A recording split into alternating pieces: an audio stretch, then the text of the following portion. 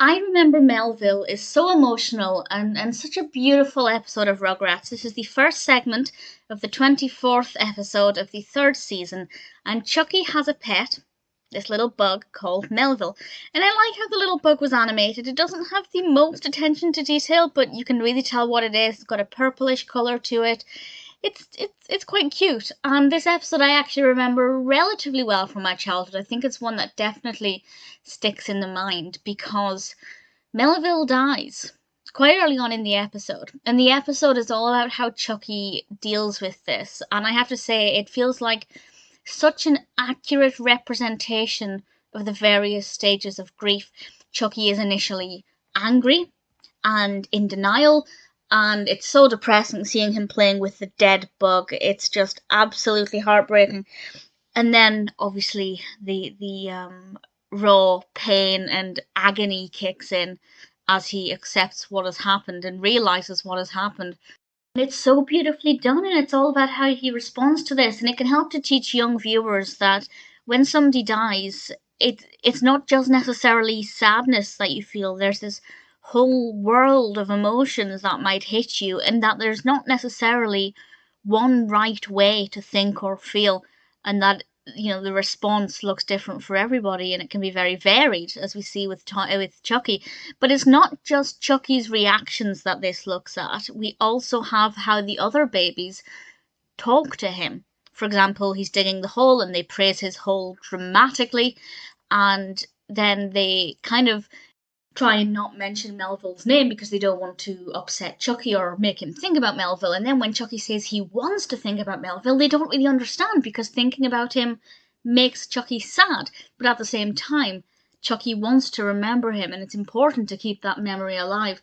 And I think that that's something that very young children might have difficulties with, knowing if they're told this person you love is gone forever, it can be very difficult to know if you're allowed to think about them, if it's normal to continue thinking about them, because if somebody's physically not there, should you be thinking about them all the time? And I think very young children might struggle to realise that actually just because they're not physically there, you can still think about them as much as you want, and that's okay. And the other babies have to learn that this is something Chuckie's really interested in. Honestly, it's heartbreaking. I know it's just a bug, and I'm glad it was just a bug, because had this been, I don't know, let's say Chuckie had a cat and it was about him grieving for the loss of his cat, or even a dog, it would have just crippled me. I think it would have been too emotional, and I think it's the same for very young children, because a lot of young children have a beloved family pet. It would have been too relatable, whereas not that many families have a beloved family bug. I'm not sure what it was. It looked like a bit like a woodlouse. I'm not entirely sure.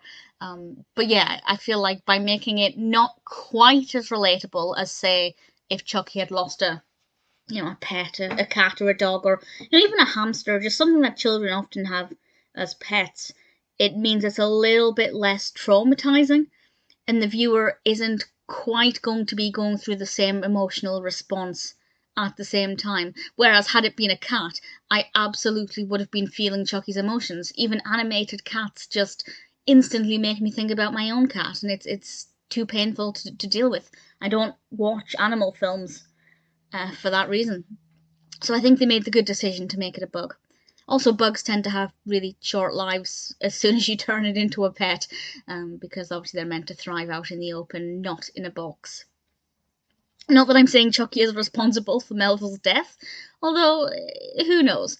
But yeah, it's moving, it's emotional, it's realistic, it's relatable, unfortunately, for some children, but not too relatable that it can traumatize children and start making them think about their pets' own mortalities. But yeah, very educational, very, very, very well done, and it doesn't surprise me that this is one episode that I most certainly remembered.